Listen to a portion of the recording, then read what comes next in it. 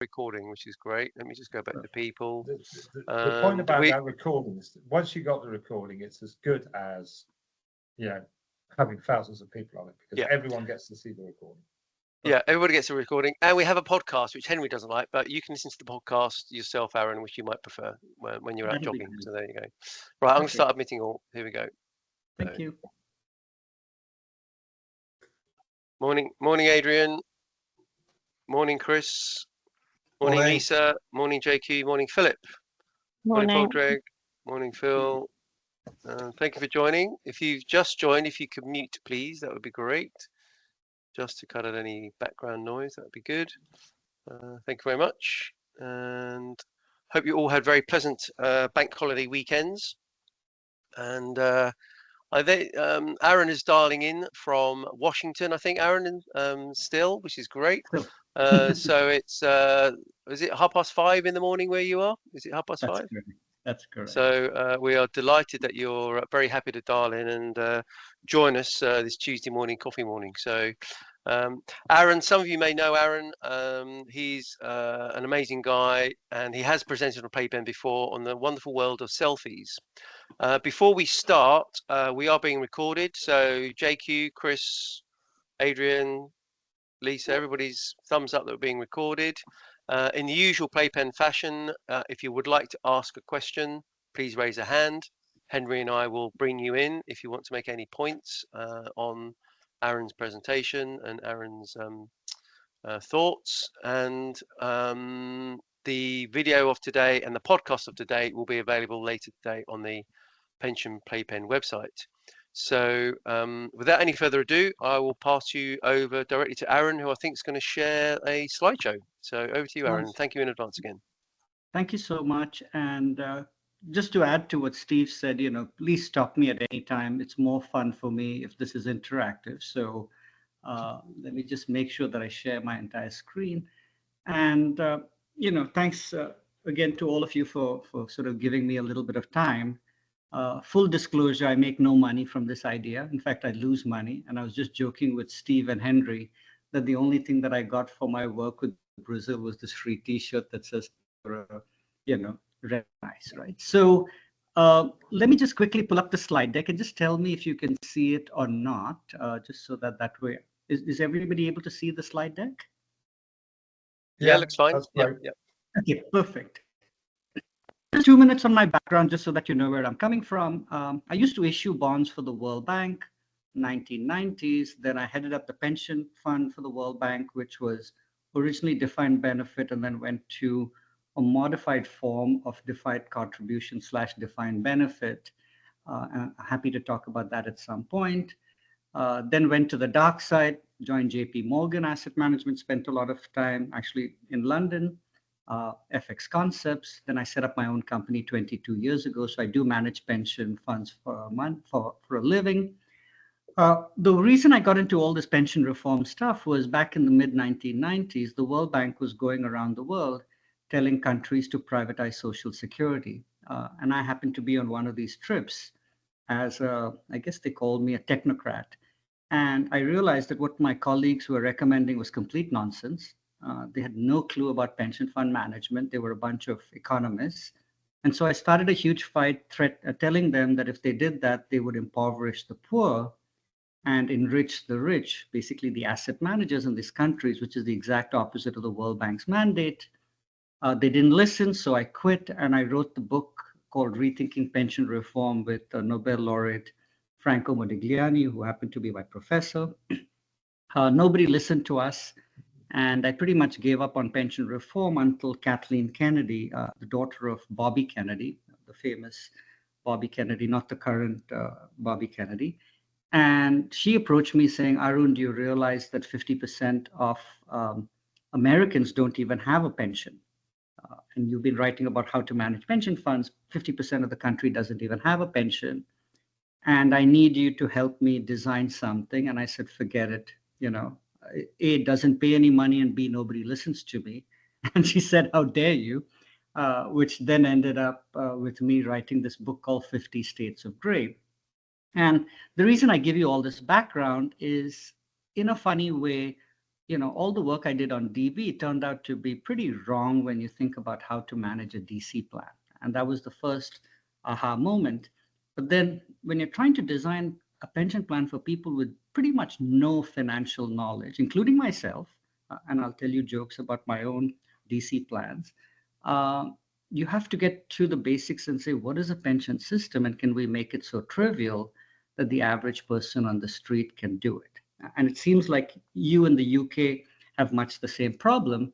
And so the agenda for today is just to be sort of snarky, which Steve and Henry know that I usually am, just to make it more interesting. I think Nest that you have in the UK is a complete disaster waiting to happen. Okay, so I'll give you a little bit of a teaser on that, and we can do another full session on it.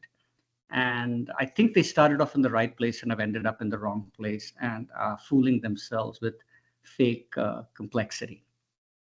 Then I'll switch gears into what is the global pension challenge, which is basically what you in the UK are dealing with. And essentially, we're transferring financial risk to people who have no clue at all, including some of us in this room. Okay, so if I ask you right off the bat, what is the retirement income that you can guarantee for yourself today out of your savings, it's going to be pretty hard for you to give me that answer. And so I had to get my friends to help me build a little spreadsheet. And Andrew Young asked a brilliant question, which I think I'll bring into this discussion.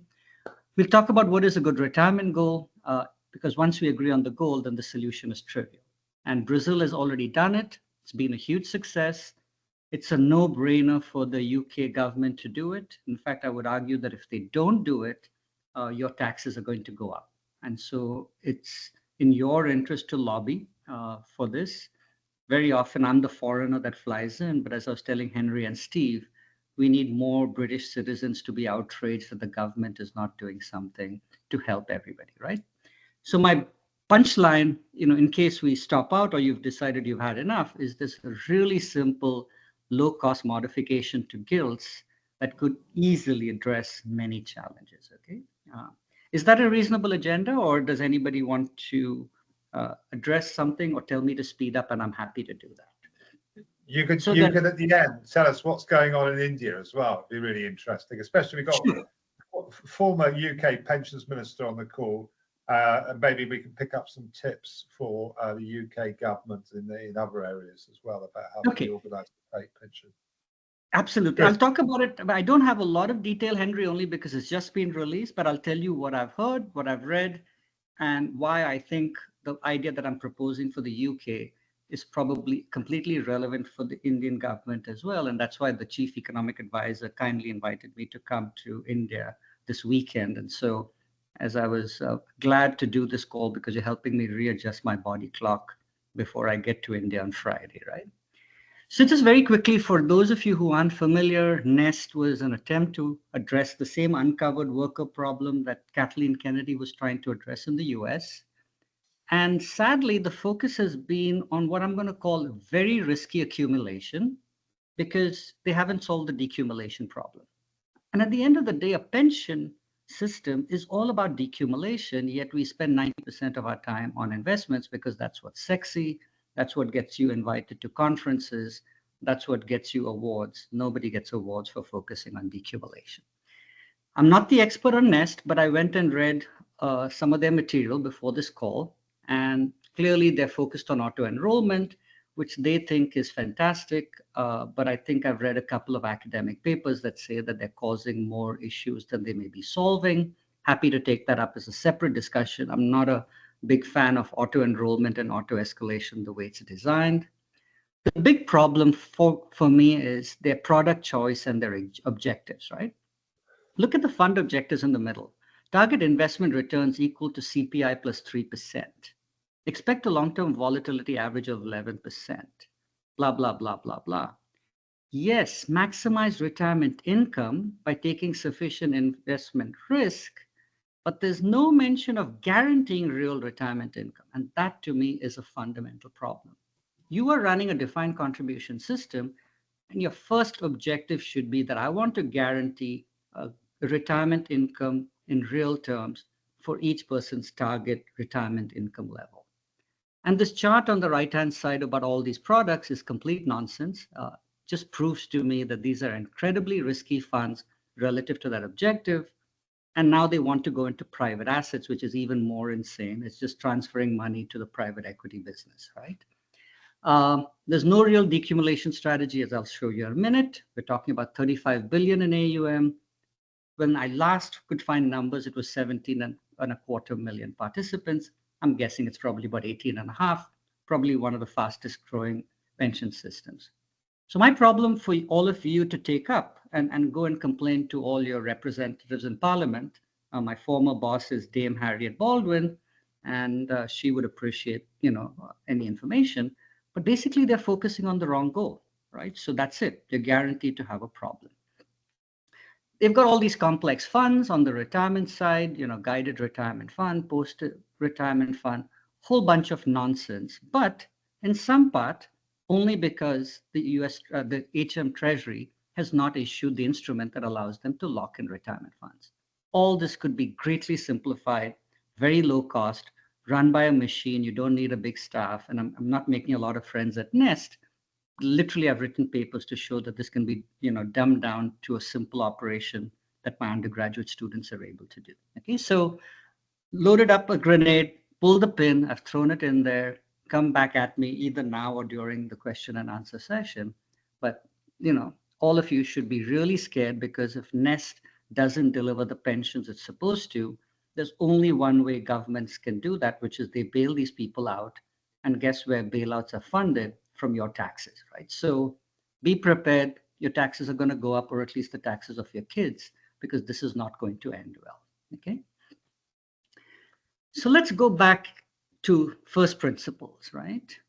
The problem has been brewing since 1994. The World Bank writes a beautiful report called Averting the Old Age Crisis, where they say, listen, the pyramid is inverting. DB systems are, impossible to manage, especially if they're pay as you go. And over time, because of mismanagement, and I think because of terrible academic work in this area, the defined benefit pension systems, even on a funded basis, are largely in trouble. And I'm happy to chat about that again on a separate call, because I know Henry and I go at this a bit. Sadly, we're using the wrong techniques. I think LDI is the way to go, not the LDI practiced by UK pension funds and asset managers, but smart LDI. And again, we can have that as a separate conversation. The biggest problem is we've got Henry's got a hand raised. Henry, do you want to make a point and challenge Aaron, maybe? Yeah, I just want to push back on this, and that is that if we can't get some growth into a fund as big as Nest, 35 billion, 50 billion within 2 or 3 years, where are we going to get growth in the UK economy, Aaron? I mean, what's your answer to that? Or do you just see growth as being something which pension schemes don't want to go for? Well, at the end of the day, there's going to be a mix of stocks and SeLFIES, or risky assets and SeLFIES, that will be optimal, right? So I'm not going to advocate that you put 100% of your money in SeLFIES. And so it's that risky asset, whichever bucket your complex investment professionals at Nest want to put it into, makes sense. But that shouldn't be the goal of a pension system. The goal of a pension system should be, I've got to get the most secure and robust pension that these people want, right? It's HM Treasury's business to figure out, okay, what do I do to make the UK an attractive place to invest in, which, I believe Rachel Reeves has been trying to do. But that's not the business of Nest. Nest has got to be singularly laser focused on, how do I make sure my people get the best pension they can for the contributions they're making? And how do I give them the right information that allows them to potentially save more or take more risk or whatever it might be? UK growth is not the business of Nest or any pension fund. And any trustee that advocates for that should be fired on the spot, in my opinion. Okay, that's simple. It's governance. Your governance is to make sure your people. You are saying two things at the same time, though, Aaron. You're saying if Nest wants to go for growth, it can do, but the Nest trustees should be shot if they do. No. No, I'm not saying that. I said if they're worried about UK growth, they should be shot. They should be interested in growth assets, okay? And that could be India. If the best, most attractive opportunity on a currency hedge basis is India, that's where they should go. Okay? I'm not saying you shouldn't be focused on growth, but it shouldn't be UK growth. This whole home bias discussion is completely idiotic. And because academics have been writing papers about this, home bias makes imminent sense because you're currency hedged when you buy, UK pound assets. You guys got into Brexit, so you've reduced your you've increased your currency risk. But given that that's the case, it makes perfect sense to have a home bias because you don't have currency risk. And I spent a lot of time managing currency risk at JP Morgan and FX Concepts and still do. So don't worry about growth. Who's backing up this SeLFIE of yours if it isn't the UK government? Well, at the end of the day, the UK government is going to, well, two things. One is the UK government is already issuing a ton of debt. So guess what? You're on the hook for that if the government can't generate whatever revenues they need to. But alternatively, if a lot of people retire poor, the UK government is going to bail them out. Anyhow, so you're going to have debt. The only question is, do you have good debt or the crappy debt that they're issuing now? Okay. It's a very simple thing. Perhaps you can focus on why your debt is better than the debt we've got at the moment. Absolutely. In a second, right? I promise to do that, because if I can't prove that, then, this is a waste of 1 hour of your time, right? Yeah. So hold me to that, Henry. Otherwise, I'll have to buy you another bottle of gin. So according to The Guardian, there are 2 billion workers in the informal economy, I believe in the UK. I don't know if that's correct or not, but that's a massive number. And, these are people obviously with low financial literacy, but all we want in retirement is ideally to be able to maintain our pre-retirement lifestyle until death. This is the genius of Professor Merton, is he changed the definition of what is the goal of a DC pension system to this simple line, which is, hey, I just want to be able to maintain my pre-retirement lifestyle until death. And so what he was arguing for was, hey, we need an easy solution that people can calibrate to their paycheck. Why? Because we think better in income terms. And I think he even invokes the Bronte sisters in one of their famous books, where I think Darcy's wealth is measured not in terms of his dollar amount of AUM, a pound amount of AUM, but his income, right? And so, if the Bronte sisters could get it right, why can't the current UK government, right? And I think in the future, the UK citizens are going to be dependent entirely on DC plans. So you better fix it now. And it's going to be absolutely critical for Nest and the government to ensure the right results, because again, it's going to come out of your taxes. That's the only way governments cover the whole, right? If they don't generate sufficient, sufficiently low risk alternatives, you're going to pick up the tab for people retiring poor. That's just happened across the globe. And no politician ever allows retirees to go poor because you lose an election on the spot, right? Okay, so just simply, this is nothing new, right? It's been talked about since Confucius and Socrates.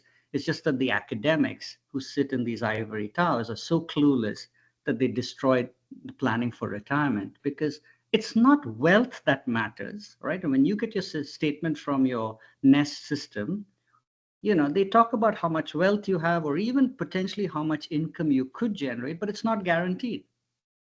So Socrates said this, perfectly. Henry and I could both have £1 million in our DC account, but knowing he has elaborate tastes, that gives him a much less sort of attractive retirement lifestyle than it gives me, right? In utility terms. And this is what people forget in academia, is they talk about wealth, wealth, wealth. I care about retirement income. That's all I care about, right? And so that changes the paradigm completely. And again, happy to take down the academics on another call if you want as well, right? So here's the problem you have with the DC plan. And this is what I realized, because my own DC plan is a complete disaster. Okay? I've made my clients billions of dollars. I helped them make money in years like 2008 and during COVID when everything was blowing up. Yet my own defined contribution pension plan is a mess. Okay, and it's a mess for multiple reasons. One is it's just too complex, because I've got to figure out how much to save, how much to invest, what to buy, how much, rebalancing. You can see the silly asset allocation that Nest has put together is just way too complex to manage for even professionals. Okay, you're transferring the risk to everyone in this room to manage in one lifetime. In a defined benefit, which is why I'm a big fan of defined benefits, you get this inter and intra-generational risk sharing. In DC, you don't. Add to that the fact that most people can't even answer questions about compounding and inflation. And then you add multiple parties, which is what Nest is doing. So you've got high cost added in, it's being layered on. And if you give people a nominal annuity, which is what most of the offerings are in the United States, I think the UK has a slightly better market than the US. But more often than not, your pension is defined in nominal terms, which means you have declining standard of living. And there's a classic set of papers that show that most retirees have experienced this. The problem is we went from DB to DC, but the goal is unchanged, right? I want guaranteed real retirement income. Okay, you can state it in all sorts of crazy ways, but fundamentally, I want to be able to maintain my retirement lifestyle.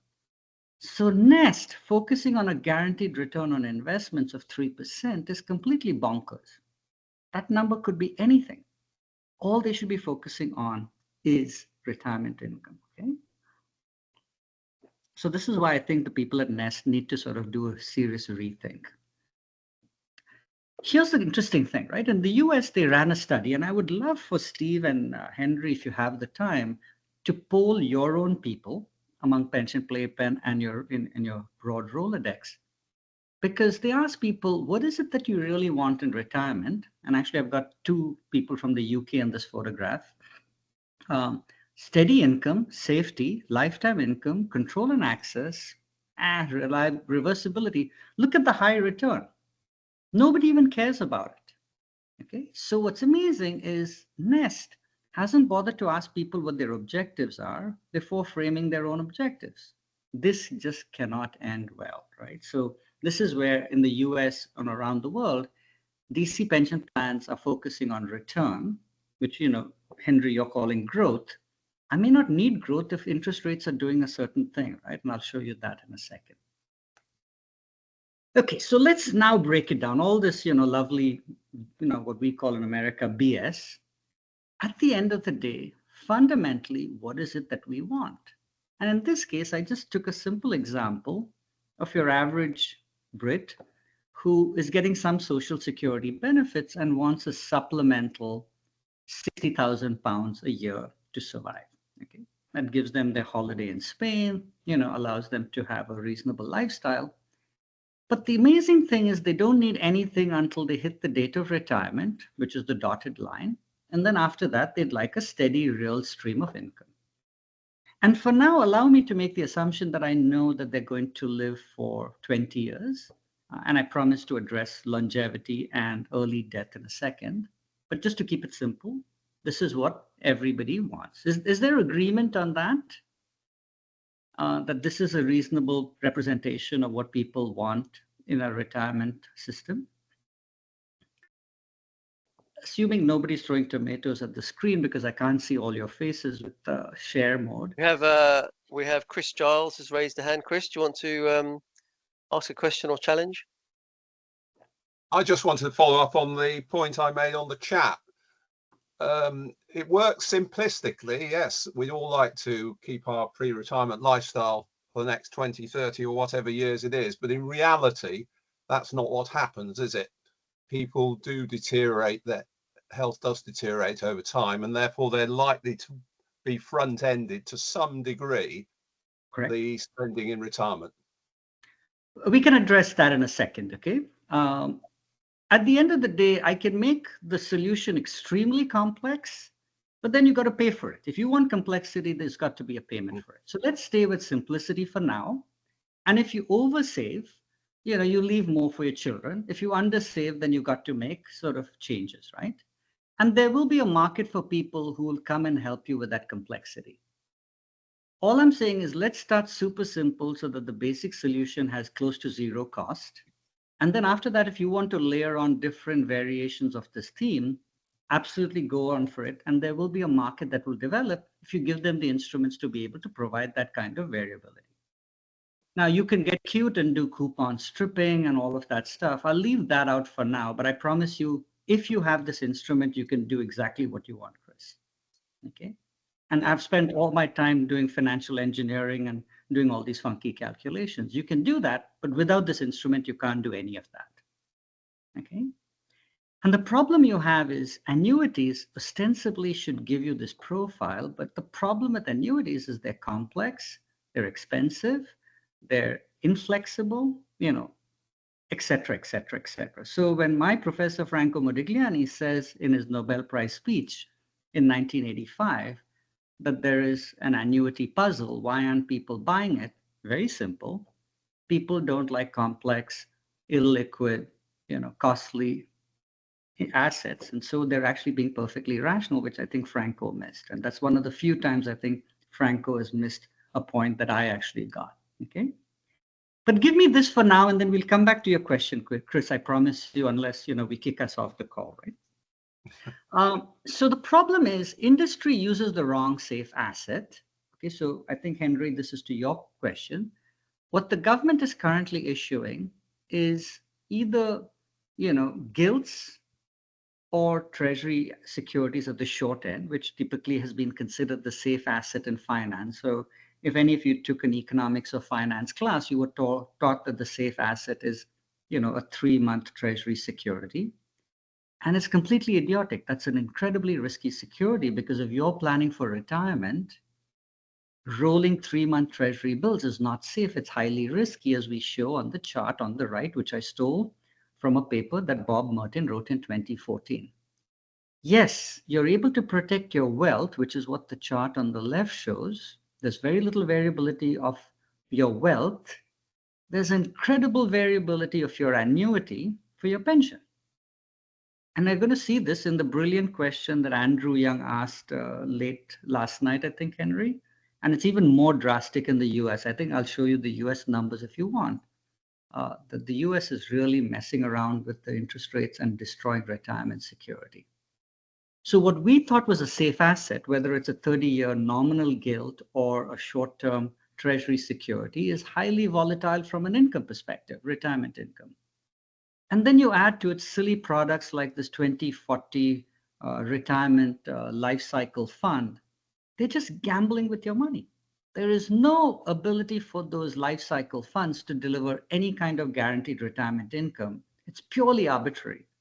And if you want me to get even more controversial, the outcome of that instrument, the life cycle fund, is entirely a function of when your parents had sex and conceived of you. It's literally that simple. Okay? It's going to sound hilarious because my students figured it out, which the industry hasn't. And that's what's bizarre to me. Okay? Because everyone's focused on wealth. Now you're going to say, Arun, this is BS again. We've got gilts that are inflation protected.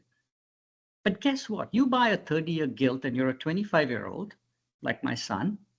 You pay this little green line up front, and then you get a whole bunch of cash flows in real terms, and then you get this big stub principal after 30 years.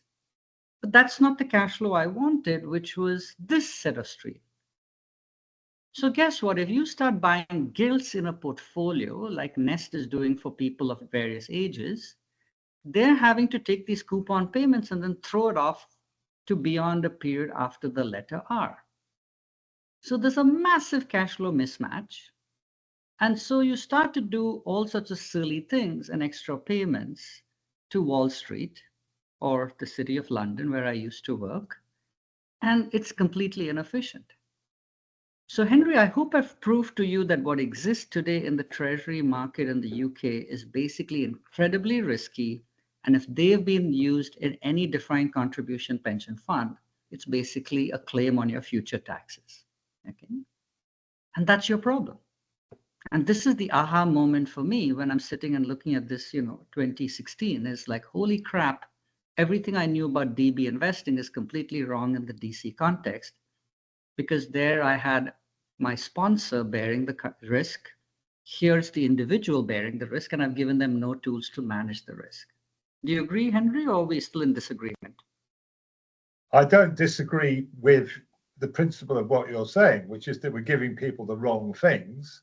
Right. But the assets which we're investing in, if you can call it gilt and assets, are inappropriate for the purposes of which we're investing for them. Yeah. Not true. Not true. I Not don't true. disagree with that at all.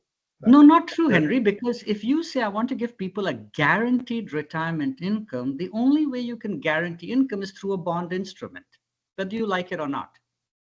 Now, the level of the income is where you want growth, but the guarantee component comes entirely from a bond instrument. It can never come from stocks or risky assets like infrastructure. There are other ways of guaranteeing people than simply purchasing gilts. Yes, You cannot. Henry, I will have a debate again with you on a bottle of whiskey. You cannot guarantee it. Without this instrument, you cannot guarantee it. I'll bet you anything on that. Anyone can guarantee anything if they've got enough money. Guess what, though? They're going to charge you an enormous amount of money because they're going to have to hedge it with a bond instrument.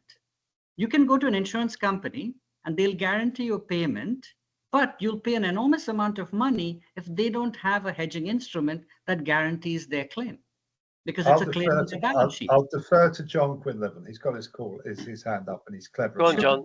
Yeah, John, you got your hand raised. Well, you're half right, Henry, with that. I mean, certainly, whether one likes it or not, and you look at Solvency II, the capital charge of investing in a mixed basket of assets and providing a guarantee is eye-watering, and for very good reason, because the word guarantee is the G, it's the guarantee in it, which is the challenge. If you pick it up a few points though, Aaron. So let me start with nests. So the average pot size in nests, from what I can see, is £3,800.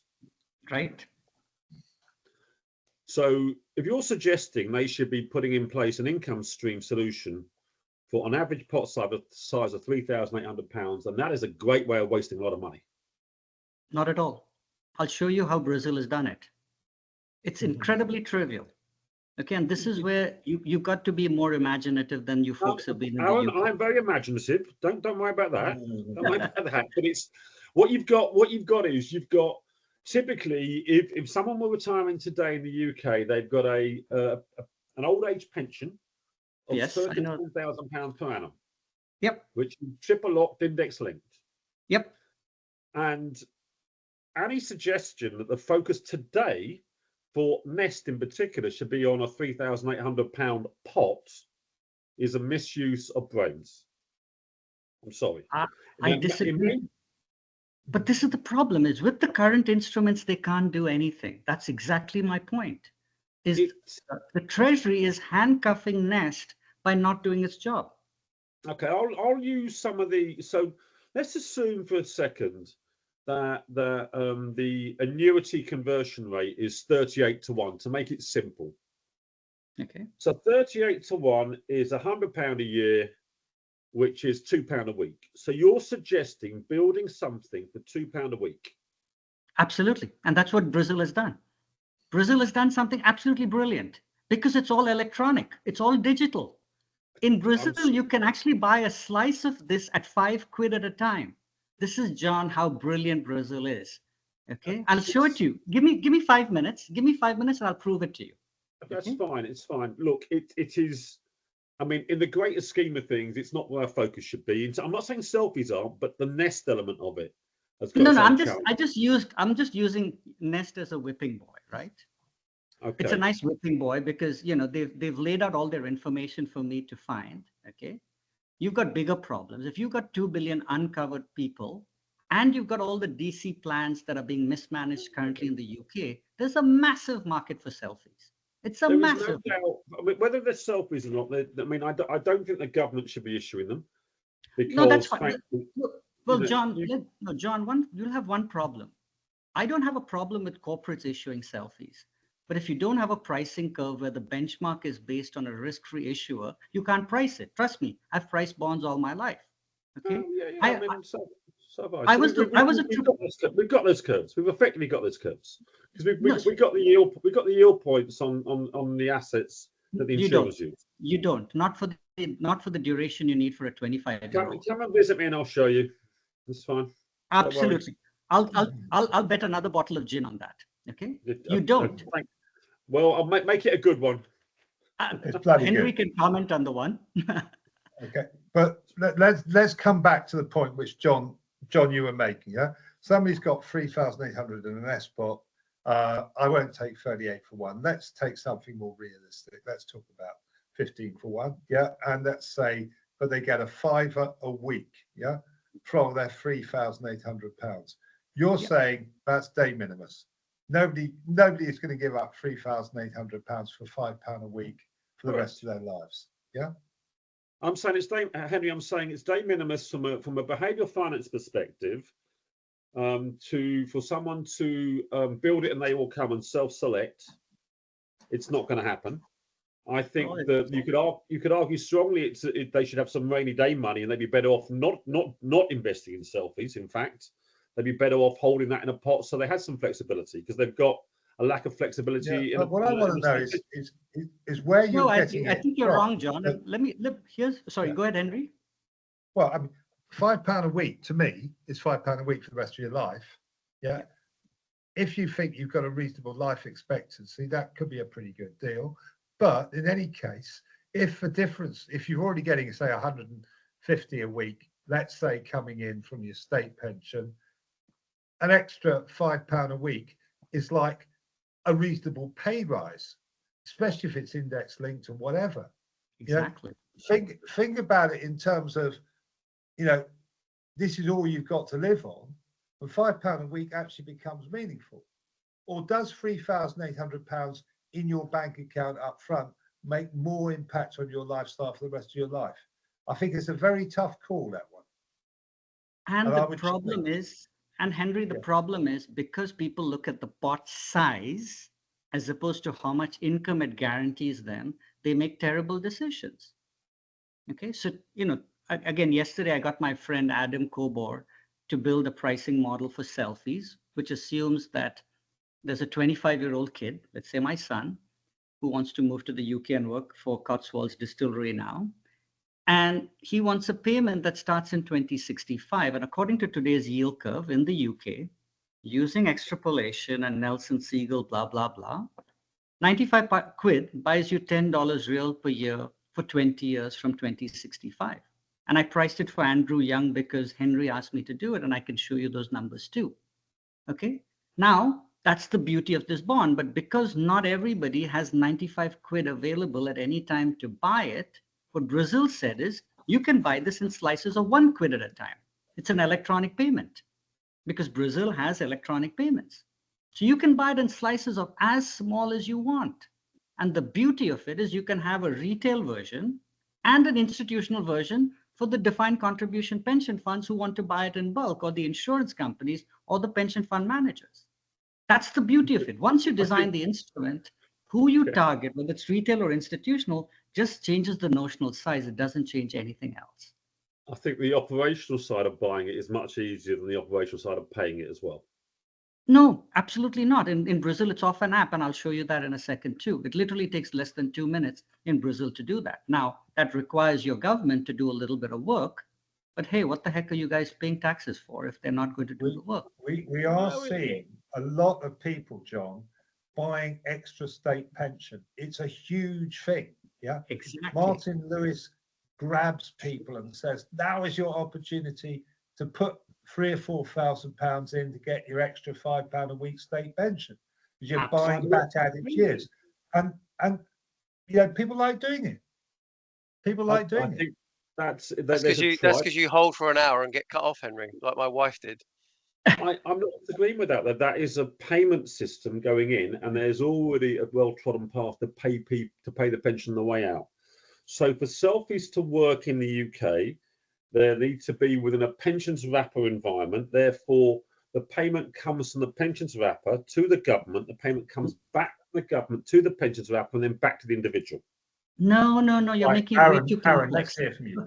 Okay, so let me finish mine, and then we'll blow it all up, right? I think you guys are making it way too complex because you've been mired in the British bureaucracy, which my Indian countrymen inherited and sort of, made amazingly worse, right? And that's why I've been called to India this weekend. So let's first go to what is SeLFIES, right? All I was trying to do is to say, why don't we build a bond that doesn't pay you anything till you turn 65 or whatever age of retirement it is, and then it pays you, let's say, 10 quid a year for 20 years, which is the average life expectancy of the country. Okay.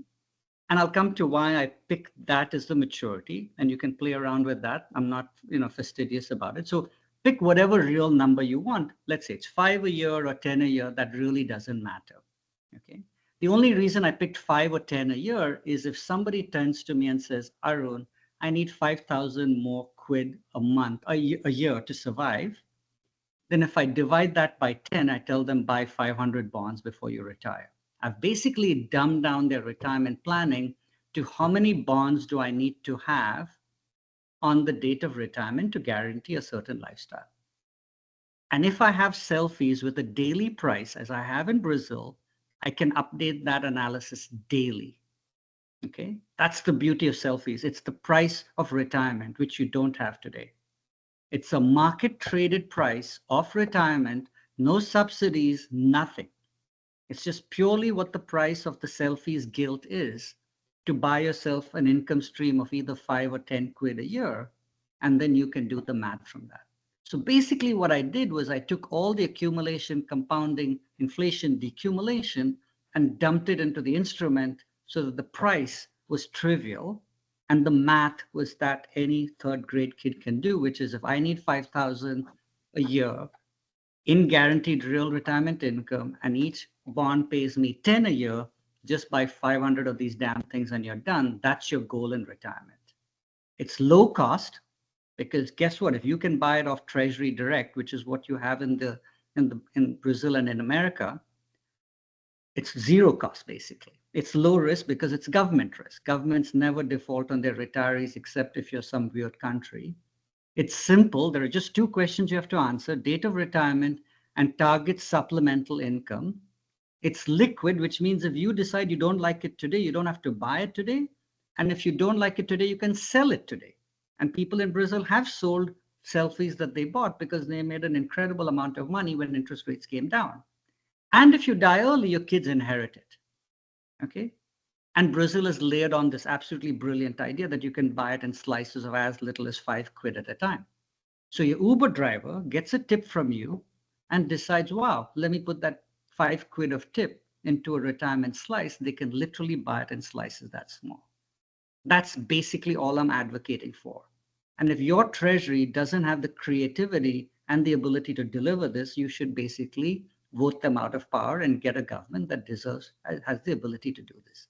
If Brazil can do it, anyone can. Okay, definitely the UK, especially with all the people in the city of London being paid such high salaries, of which I was one of them, right? That's all this is. And I called it SeLFIES because ideally you wanted standard of living indexed. And I'll explain what that idea is because it was a brilliant idea by Professor Merton. Forward starting income only securities. I don't need the stub principal repayment. I just want a cash flow of coupons. Okay. And to Chris's point, I can make it more, sort of volatile and, flunky and, funky and change the variability. But let's just go for the middle. Let's address the 90% problem. Let's just give people a simple starting point. The maturity was the life expectancy of the country. Why do I do that? Because for minority and poor populations, their average life expectancy is well below that of the country. And therefore, if you're a poor person or a minority, you're getting pretty much close to life expectancy covered for your cohort. Now, there will be people who live beyond it, and I'll come to more ideas on how to solve that problem. The people who are disadvantaged by this instrument are the women who tend to have longer average life expectancy. And I don't see a lot of women on this call when I logged in, but I hope, more women, sort of realize that they're taking a lot of retirement risk because they live longer. The way Brazil did it is it pays on exactly the same date as Social Security into exactly the same bank account. So you can solve this problem. It's a simple tech problem. I run a fintech company. I could build this for the British government if that's what you wanted. Now, the question is, what inflation measure should you use? Because you've been priced to CPI, which is a pretty crappy measure, Professor Merton said that, listen, the problem in retirement is your standard of living declines because the standard of living of the country is actually increasing over time. That's your growth, Henry. So ideally, the payment on SeLFIES should be linked to a value-added tax index. Very simple to do, but we decided in Brazil not to go down that path because they had a very well-established inflation-linked bond market, as you do in the UK. So you can start with inflation-linked, but if you truly want real lifestyle protection in retirement, you probably need a value-added tax indexed retirement. Incredibly small denominations. Brazil is actually now going to try to take it down to 1 reais, which is actually 25 pence. Literally, that's how small they want to be able to allow you to buy it in, because it's all electronic. Completely tradable. Every day there's a price posted and you can either buy or sell at that price. So for somebody who said, hey, you know, it's a terrible idea now, sure, hold off and buy it when you want. It's completely voluntary. There's no requirement that you buy it on an annual basis or a monthly basis. You can buy it on any day of the week you want, and you can sell it on any day of the week if you want, and you think it's overpriced. It's a pure market instrument, no government subsidy, nothing else. Let market forces decide the price on a very well-established principle on how bonds are priced in this country. And that's what Brazil did, is they issued the pricing model well ahead of the launch. People debated it, and they said, yes, here's the final thing. Now we know how it can be priced, and I've built a simple Excel spreadsheet with my friend Adam Kobor, which I'm happy to share with all of you, and you can make a much better version of it. Okay. Aaron, let me ask you a question now. Yeah. Yep. Not everyone in Brazil is going to be happy with their SeLFIES. Yeah. What kind of people in Brazil aren't happy, and why? Why aren't they happy with it? I don't see why they aren't happy. No. I'm saying there must be some people who aren't happy. I'm not saying everyone's not happy. I'm saying so the people who are not going to be happy are the asset managers. No, because I don't take that. I take that as being a bit flip. Yeah. No, it's absolutely true. No, Henry, it's absolutely true. They are the ones who are going to lose business because people like BlackRock and JP Morgan have been making an enormous amount of money delivering completely garbage solutions. But people can buy ETFs now for virtually nothing, and they can construct portfolios and whatever, and they do. Yeah. And they get growth and they are happy, and they do. They're sophisticated people like John Quinlivan and Henry Tapper and whatever they do. Yeah. What you've got to convince us about is that there is an integrated market which allows us to do those things, but there's a market for SeLFIES for those who don't want to do those things. That's the point which I've been trying to get you, but you seem to want to take on the whole market. No, Henry, you're conflating two different issues. You're conflating two different issues. One is the need for this instrument, and then two is what are your portfolio choices, okay? Without this instrument, you cannot get a guaranteed real income at a low cost, okay? That's given. There's no debate on that. Now, you may want corporate issuers to get more credit. You may not want the government to do it. But if the government doesn't create a benchmark curve, or an issuer like the World Bank, who I used to be, AAA rated globally, if they don't create the benchmark curve, I cannot price what a corporate is going to be able to offer me. And most corporates, you're not sure whether they'll exist 40 to 60 years from now. So my son should probably not be buying UK corporates, which offer you a payment stream that far out, because they may not exist, okay? So you have a problem that for the kind of maturity that you're looking for this instrument, the government is the only issuer. I've written a paper with Adam Kobor, and I'll happily share this after the call, that says what's the intelligent dynamic allocation between SeLFIES and a low-cost ETF on the FTSE that gets me the target retirement income with a very high probability. Again, you could do that, and you don't need to have these expensive asset managers like BlackRock and JP Morgan doing nonsense with your money. I can disintermediate all of them. Those are the people who should be nervous, because now they're going to have to work to deliver the results that people want. Right now, they're getting paid to do nothing. They're getting paid to gamble with your money. Those are the people most threatened by this solution. If I give you SeLFIES and a stock index, I'll send you the paper that shows that that's probably the best outcome you can get relative to anything else on the market today.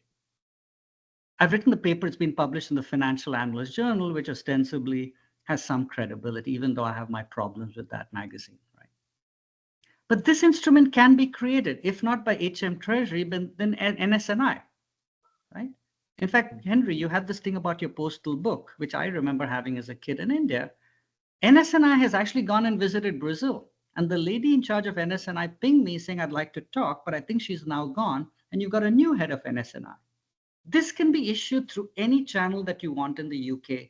It's only a problem of imagination. It's not a problem of finance or technology. That's your problem in the UK. And you folks are the ones most able to influence your government to do something sensible. By not doing it, your taxes are guaranteed to go up. This is the cash flow that I estimate, because I don't think Bank of England is going to get 2%. So I assume 3% inflation. These are the real coupons and the nominal coupons that my son would receive if he flips to the UK and starts working for the Cotswolds Distillery. That was the whole idea. I can price it incredibly simply with today's yield curve and a little bit of extrapolation to get me the pricing points on the curve here. But I cannot do it with today's gilts because it doesn't go that far out. I'm asking for a cash flow to be priced starting 40 years from now, extending for 20 years. You don't have a gilt yield curve that far out. So if nothing else, issuing this bond creates those pricing points on the curve to price any annuity which doesn't exist today. That's why your annuities are complex and expensive, because an insurance company needs to have capital returns on the fact that they take balance sheet risk for going that far out on the curve. That's essentially what we don't have deferred annuities for the same reason. Philip, exactly you have correct. your hand up.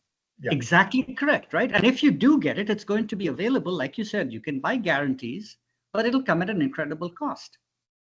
There'll be somebody who'll offer you a crazy deferred guarantee if you're willing to pay a lot of money. But the reason you're paying a lot of money is because they don't have the ability to hedge that far out. So you've wrecked your annuity market by not issuing the instruments that the annuity provider needs to hedge the risk that they're taking. So I want to refer you to Aaron, I want to refer to my Swedish friend, Mr. Persson. Absolutely. Hi, Aaron. Really good. I'm very keen to get back to seeing your slides, but a simple question: what from the Brazil experience, are these priced bonds very volatile?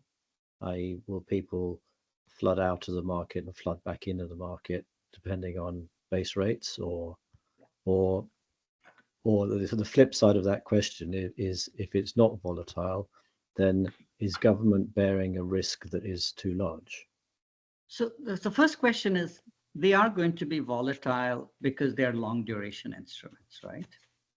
So for my son's SeLFIES, a small change in interest rates, if it has a duration of 50, has the volatility of the price, which is 50 times the change in the interest rate, right? So what we've done in Brazil is we don't report the value of the portfolio, we report the guaranteed cash flow. That doesn't change at all.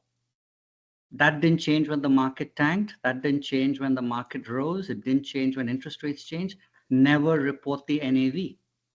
Only report the guaranteed income, right? So sorry, I'll just go back to my slides and I'll tell you what we're doing in Brazil, right? Well, not me, but they're doing in Brazil. They took my idea and implemented it brilliantly. Is what they're saying is, we're going to show you how much you've locked up, right? I'm sorry, I didn't realize I wasn't sharing. They're going to show you that if you bought one of these, you've got 10 quid guaranteed. If you buy two, you've got 20. If you buy three, you've got 30 in today's currency. We're not showing them the NAV. Now, what's interesting is when Brazil issued the bond on day one, the real rate that you earned was 6.5% real. Okay, I was desperate to buy this. Brazil has dropped rates by about 1% at the long end. So yes, some of my son's former colleagues at Citigroup Brazil were smart enough to say I made a 50% return. Let me just take it off the table. But the bulk of the purchases are buy and hold. That's what's amazing to me. And I've got the statistics on that, which I can send to you off after the call. They have actually found that it is, if it's well marketed and if it's well, and the people are well educated, this is largely a buy and hold security. But you want to give people the liquidity because, to Chris's comment, if they have an unusual medical issue or their child suddenly falls down and they need cash, give them the ability to sell it. It doesn't have to be embedded in a complex pension system. Buying the bond is buying an individual DB. That's it. That's the beauty of this instrument. You buy the bond, you've bought yourself an individual DB. You don't need a complicated structure like Nest.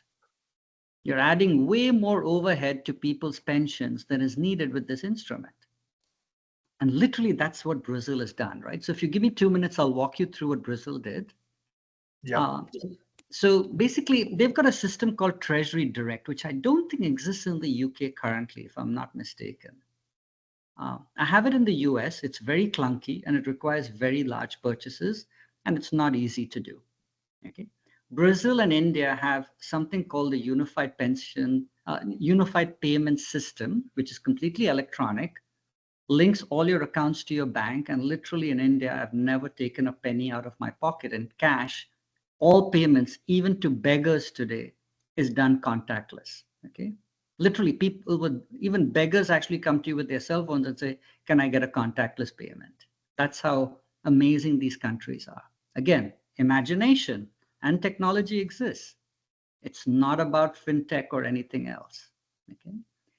So when they issued this bond, as of a couple of days ago, they've actually raised 2.4 billion, completely voluntary, okay, and only retail focused at this time because they didn't want to upset the pension fund managers and the asset managers. They already have 87,000 investors, and the statistics show that people who buy tend to be repeat buyers as well, which is exactly what you want for people planning for retirement. The beauty of it was, when I last checked, and I haven't updated this, there's at least 17,000 people who had never purchased a security before, which means you're now including people who have extremely small pots like the ones at Nest. Okay, so that's inclusion. You've got 2 billion people who are in the informal sector. If they don't save for retirement, you're going to bail them out. Guess what? Now you can start to reach these people because of the way that they did it on a simple app, right? So here's what, and again, just to make clear, because you've just gone through a transition from one party to another, and Dame Harriet Baldwin happens to be a Tory, my former boss, but she got it in 10 minutes because she's brilliant.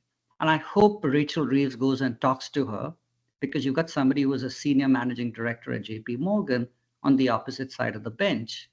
We were able to work with both Bolsonaro and Lula governments. Okay, so this is not a political issue. It's completely bipartisan. It's for the betterment of the country. And Lula's government has started to do even more creative things as well, right? Forget this slide. So here's the app. Okay, so literally this is the app that Brazil has. You go onto the website, you've opened your account, it's linked to your bank account, and you say, I am X number of years old. I want to retire at such and such age. Here's the extra income I want a month. This is to Henry's point about people buying it. But Steve, you said your wife was on the phone for 1 hour. Complete ridiculous, right? This is how much I have to invest. Literally, you press the button at the bottom and it says, here's what it is. We recommend that you buy this instrument. Okay, you don't have to. You can buy anything you want, and bingo, there you are. That's literally all it takes in Brazil, is less than 2 minutes to execute a transaction by even an Uber driver or the person who cuts your lawn. And it tells you what the guaranteed real return is as of the time of purchase. And to Philip's point, if interest rates come down, guess what? You've made a tidy profit, and you have to decide, do I want my guaranteed income, or do I want to walk away with it because it was a speculative trade? I recommended to Brazil that they allow people to buy and sell this instrument. I didn't want it to be a buy and hold. Now, they do give you benefits if you hold it, which is the custody cost goes to zero. But if the custody cost is so small and you made a massive profit, I have no problem with people selling it and saying, I want to be speculative as well. Okay, that's literally how simple it is. So why is it a good deal for all of you as citizens, right? It's designed to work with what people know. It embeds compounding, inflation, decumulation, all in the same instrument. All you care about is how much income have I locked in, and all the volatility in the stock market the last month has no impact on people's statements because it didn't change at all. So, I had people talking to Shlomo Bernatzi saying, what behavioral sort of psychology would you use to keep people in their retirement account? Simple. You don't need Shlomo Bernatzi to tell you the answer. Send them a statement that says your guaranteed real retirement income is completely unchanged because of the instrument that you bought. Go to sleep, everything is fine. As I said, it creates an individual DB. So if you have uncovered workers, they don't need to go into a Nest with all its overhead and Nest Insight and all these extra overheads that you have. Okay. All of that just reduces people's pensions or raises your taxes. That's all it does. Simple math, you can buy in incredibly small pots, and it's not tied to employment. So if Henry decides to quit Superhaven tomorrow and come and work for me, he doesn't have to worry about shifting his pension fund over. I've had numerous headaches every time I change my job, moving my pots over. So that was the whole idea. Is it now delinks you from employment? Right? Why is it a great deal? Yeah, Sorry? I want you to wrap up. I want you to Okay, wrap I'm up, my done. friend, because Actually, we are I'm at pretty much 10:30. done. I'm pretty much done because, let me just tell you why it's a great deal for the UK government to issue it. First of all, it reduces the risk of retirement poverty. The cash flows from the bond exactly match what you need for infrastructure. So for the previous government to go and try to muscle pension funds into investing in infrastructure is ridiculous. Do your damn job, man. Like, Tim Walz says, right? If you have a VAT regime and you issue bonds on a VAT basis, you're actually hedged as a government and you're lowering the risk of fiscal problems for the government, whereas issuing CPI-linked bonds is higher risk. So Henry, you should be telling your government, don't issue this CPI-linked nonsense. You've got me paying a VAT, give me a VAT-linked bond. And the rest of the stuff we can go through, right? So basically, in a simple way, it's a win-win-win. And it's, as I said, it's only an issue of creativity. It's not an issue of finance, and it's not an issue of technology. Okay, so this is good stuff, and this is a good recording, which we're going to do what we normally do, which is knock around and make sure other people get it. Yeah, I want other people to get this stuff, because if people are buying state pension, they could be buying this stuff. There's a lot of people I know who aren't in pension schemes who just want to buy stuff. So let's get on with it. And there's a place in the market for it, in my view. And thank you very much indeed, Aaron, because there's nobody else serving this market right now other than what you're trying to do. That's the point, isn't it? And Chris, I'm really sorry we haven't come to your point, but we are going to have to wrap up now because I've got an 11:30 call and I'm 3 minutes late on it. Yeah. Well, Henry, so you leave, and Chris can ask his question. I think that's fair. So you go, okay, and we'll bring Chris in. Chris, do you want to unmute and ask your question? Yeah. Yeah. Aaron, am I right in thinking that the SeLFIE is tradable up to the point of retirement, but once income is drawn, it isn't? You're not creating a secondary market annuity. In other words, you take the income, and that's at that point you can't trade it.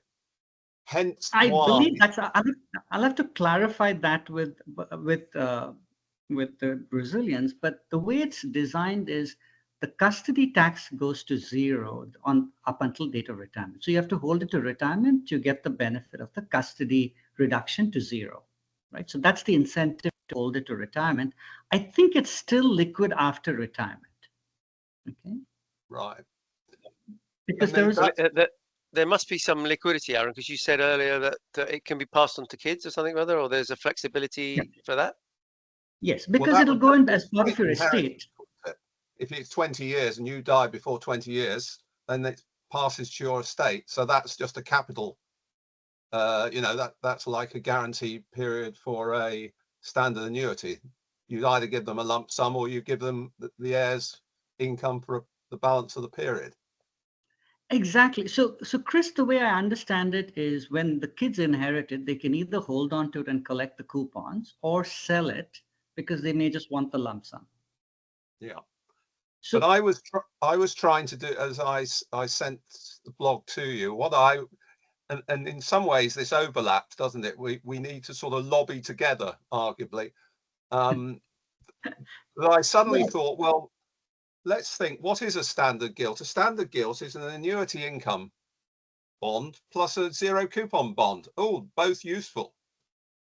I know and the reason I went down this route, effectively, it doesn't require DMO to issue a new instrument. It just takes the existing instruments and splits it.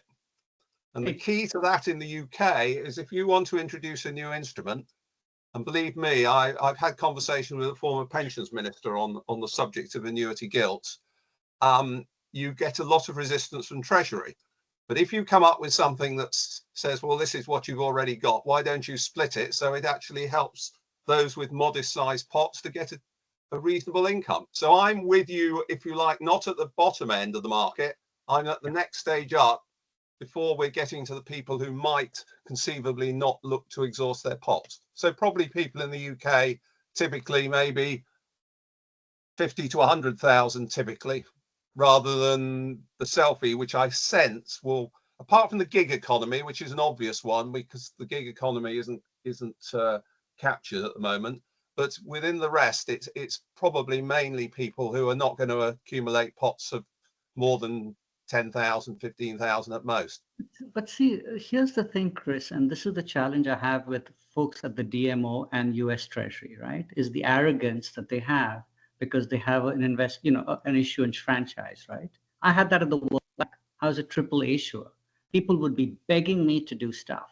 So I had no incentive to be creative except my own, right? And if you're in a government job and somebody is not beating you on the head with a stick, you're not going to do anything. So I've gone and visited 3 administrations of US Treasury folks, ostensibly some of the smartest people. Pardon me for saying this, with the exception of one, they've been dumb as a pole, right? Because they have a job that's a perfectly good job. They have to do nothing. And literally, I was told that the only reason they don't want to issue SeLFIES in the US under this administration was they were scared that if Biden focused on retirement, it would remind people that he's old. Literally, that was the excuse I was given. They didn't contest the fact that it's a useful instrument. Brazil, I met the guy, and within 5 minutes, he gets it and he says, okay, I'm done. Now, can you help me make it happen? So that's the thing, is if you have a creative person at DMO or a Rachel Reeves who's got a huge problem on her hands, she's just inherited. Or a Harriet Goldwit. On Harriet, I don't think we should see this as a Tory Labour thing, because Harriet, I assume she's going to stay on as chair of the Treasury Select Committee. I'm not sure. I met her 2 weeks ago, but I would hope that all of you could talk to Rachel Reeves and say, listen, why don't you and Harriet sit down and make this happen, right? It's beneficial to all British citizens, and I know for a fact that Harriet would do it, right? Because she is somebody who gives a damn about a country. Otherwise, she wouldn't have given up a well-paying job at JP Morgan to become a member of parliament, right? She had a much more comfortable lifestyle being my boss than she is currently, right? So you have the right people in government right now on both sides of the aisle. It is absolutely, like you said, Chris, something that's completely bipartisan. And in fact, Harriet even told me is that the areas where there has been bipartisan, agreement is on topics like this, which affect the entire country for multiple generations, right?